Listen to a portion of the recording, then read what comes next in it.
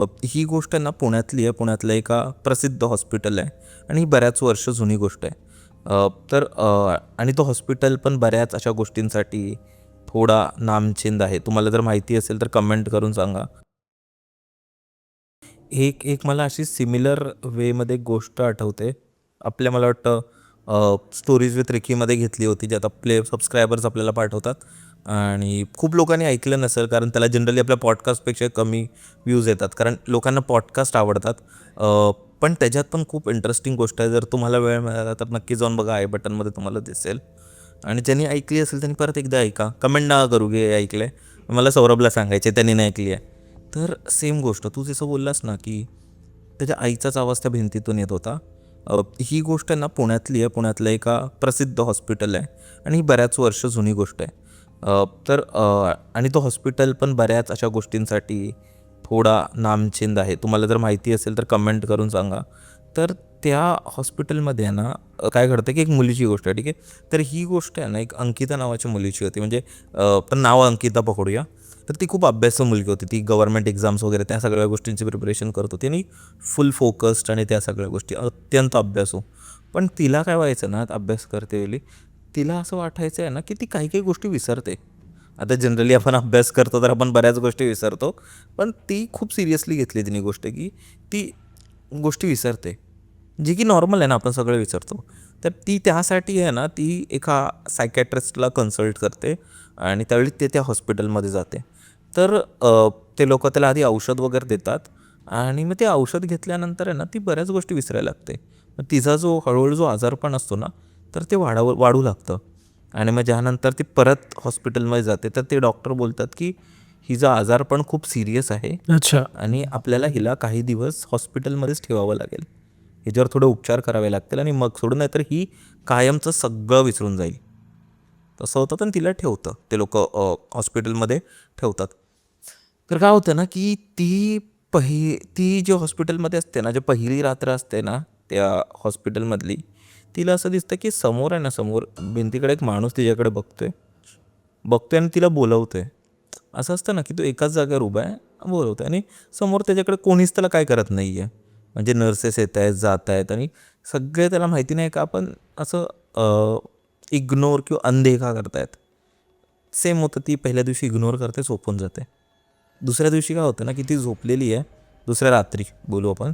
ती झोपलेली आहे आणि अचानक तिची जी जाग उठते ना, ती खाली बघते, तिला वाटतं काहीतरी आहे तिच्या बेडखाली. तर ती खाली वाकून बघते, तर तोच माणूस तिच्या बेडच्या इथे येत आहे हो माय आणि गॉड. तिला ओके. बघतोय तिथून. हां. मग ते तिला कंटेन ती जोरदार किंचाळते आणि नर्सला बोलवते आणि त्या सगळ्या गोष्टी होतात. नर्सेस येतात आणि तिला बोलतात काही नाही आहे, शांत बस. त्यांना वाटतं कारण ऑलरेडी ते मेंटल हॉस्पिटलच असतं, म्हणजे काइंड ऑफ, कारण तिथे तिचा उपचार, अशा गोष्टींचा उपचार तिथेच होतो. तर हे त्यांच्यासाठी नॉर्मल असतं. तर ते लोक तिला शांत ठेवतात. तिसऱ्या चौथ्या दिवशी परत होतं आणि हे तिचं जे त्या गोष्टी असतात ना, ते वाढू लागतात.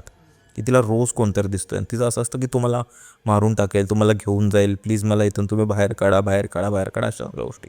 आणि त्याच्याबरोबर काय होतं ना, दुसरं म्हणजे की ती आहे ना आता बऱ्याच गोष्टी विसरायला लागते.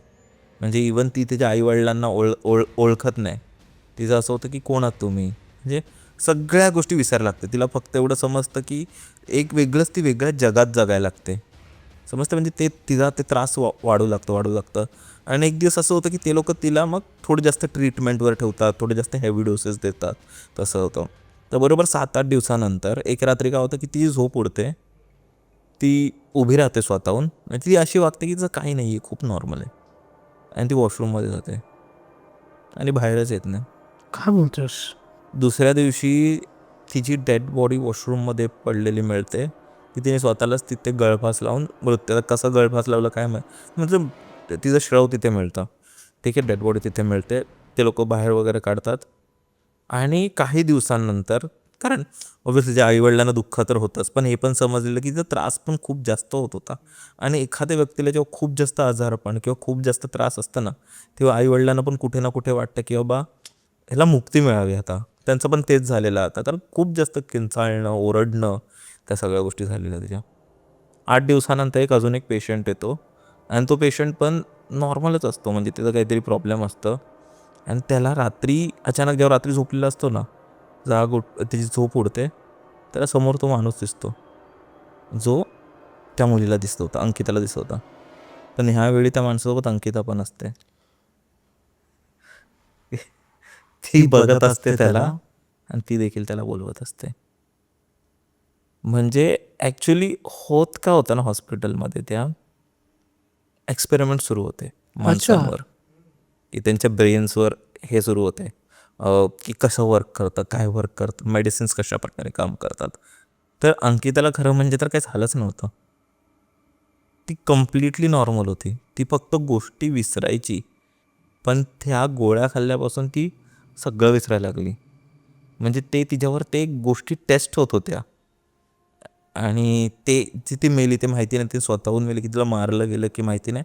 कारण तुला माहिती असेल की त्यावेळी बरंच असं व्हायचं की लोकांवर एक्सपेरिमेंट केले जायचे आणि खूप क्रुअल होते ते. बरेचसे एक्सपेरिमेंट्स आहेत, आपण नक्की नंतर घेऊ. पूर्ण पॉडकास्ट यूट्यूबवर आहे, पटकन जाऊन बघा.